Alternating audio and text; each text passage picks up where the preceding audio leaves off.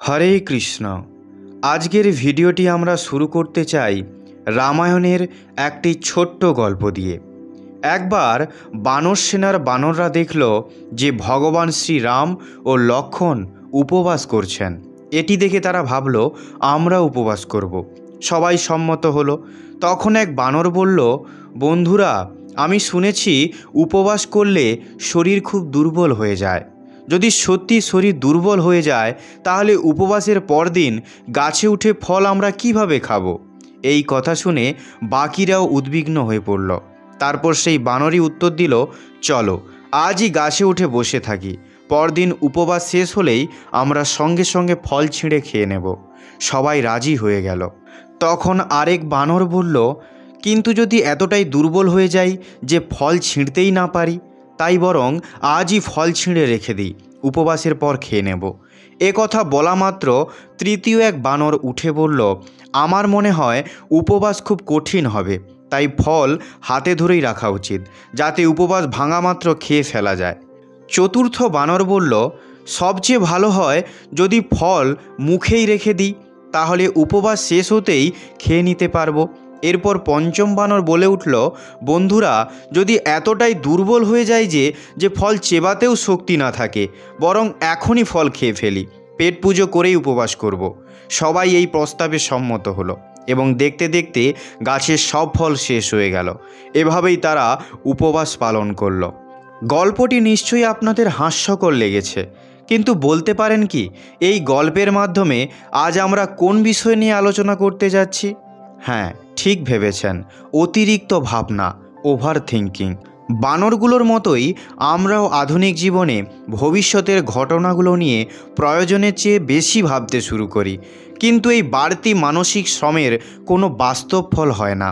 Stanford বিশ্ববিদ্যালয়ের গবেষণা বলে, একজন সাধারণ মানুষের মনে প্রতিদিন 60,000টি চিন্তা আসে এবং এর 90% চিন্তাই বারবার পুনরাবৃত্তি হয়।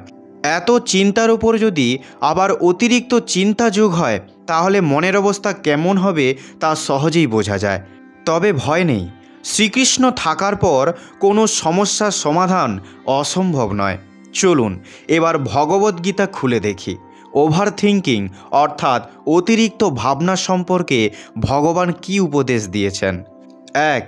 মন নিয়ন্ত্রণ, অধ্যায় 6, শ্লোক 35। অসংশয়ম মহাবাহো মনোদুর্নিগ্রহম চলম অভ্যাসেন তু কৌন্তেয় বৈরাগ্যেন চ গৃহতে। অর্থাৎ মন অবশ্যই চঞ্চল, তাকে দমন করা কঠিন, কিন্তু অভ্যাস ও বৈরাগ্য এই দুই দ্বারা মনকে নিয়ন্ত্রণে আনা যায়। এখান থেকে আমরা শিখি মন আমাদের ক্রমাগত চিন্তায় ডুবিয়ে রাখতে চায়, কিন্তু আমাদের উচিত আত্মার অবস্থান থেকে মনকে পরিচালনা করা। নিয়ন্ত্রিত মন বন্ধু, অনিয়ন্ত্রিত মন শত্রু। 2. ভাবনা চক্রের শুরু, অতিরিক্ত চিন্তার ফলাফল, অধ্যায় 2, শ্লোক 65। ধ্যায়ত বিষয়ান পুংসঃ সঙ্গস্তেষুপজায়তে সঙ্গৎ সঞ্জয়তে কামঃ কামাৎ ক্রোধোভিজায়তে। যখন আমরা কোনো বিষয় নিয়ে বারবার ভাবি তখন তাতে আসক্তি জন্মায়, আসক্তি থেকে ইচ্ছা, ইচ্ছা থেকে ক্রোধ, এভাবে এক চক্র তৈরি হয়। একটি ভাবনা যখন মনে ঘুরতে থাকে তখন সেটি মনের গভীরে গেঁথে যায় এবং আমরা চাইলে সেটি দূর করতে পারি না। তাই শ্রীকৃষ্ণ বলেন, এই চক্রটি শুরুই হতে না দেওয়াই শ্রেষ্ঠ। মনকে বশে আনার উপায় বুদ্ধির শক্তি, অধ্যায় 3।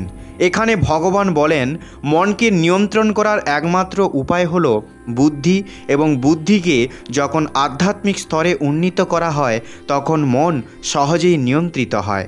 অর্থাৎ যদি ভাবতেই হয় তবে কৃষ্ণকে নিয়ে ভাবো, লক্ষ্যকে নিয়ে ভাবো, এটাই শ্রেষ্ঠ চিন্তা। ফলের চিন্তা ত্যাগ, অধ্যায় 2, শ্লোক 47। কর্মণ্যেবাধিকারস্তে মা ফলেষু কদাচন মা কর্মফল হেতুর্ভুর মা তে সঙ্গস্তকর্মণি। কাজ করার অধিকার আছে, কিন্তু ফল তোমার হাতে নয়। ফল নিয়ে বাড়তি ভাবনা ফল পরিবর্তন করতে পারে না। এভাবেই ভগবদ্গীতা শেখায় অতিরিক্ত চিন্তা নয়, সঠিক চিন্তা করতে হবে।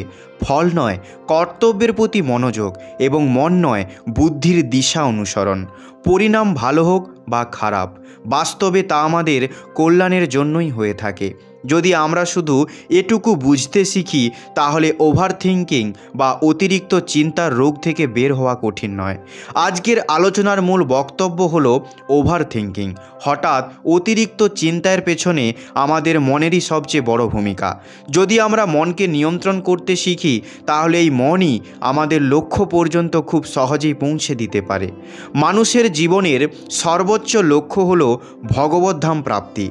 তাই আমাদের প্রতিক্ষণ ভাবতে হবে, আমি এমন কি কাজ করব যা আমাকে ভগবানের নিকটে নিয়ে যাবে। একজন শুদ্ধ ভক্ত সবসময় এই চিন্তাই করেন, চারপাশের সব কিছুকে কীভাবে ভগবানের সেবায় লাগানো যায়। অন্যভাবে বলতে গেলে এটিও এক ধরনের চিন্তা, কিন্তু আধ্যাত্মিক পর্যায়ে।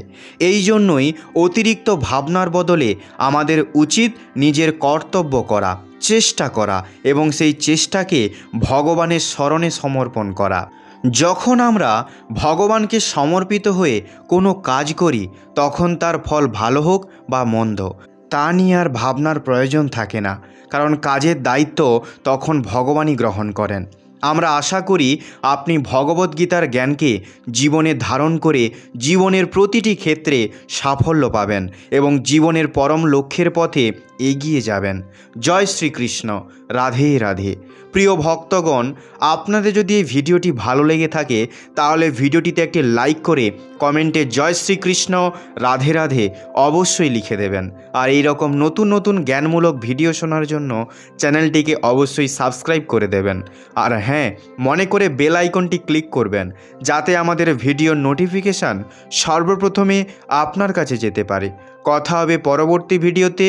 ততক্ষণ ভালো থাকবেন, সুস্থ থাকবেন। ধন্যবাদ। জয় শ্রীকৃষ্ণ। রাধে রাধে।